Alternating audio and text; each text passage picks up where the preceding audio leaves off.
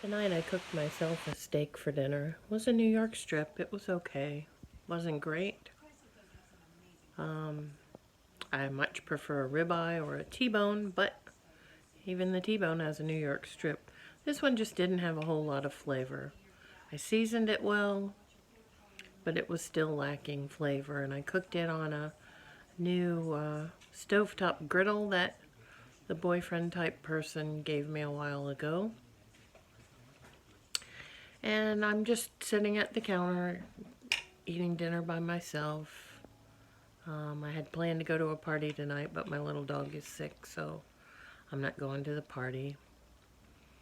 And I got to thinking, he used to invite me over and cook me dinner frequently.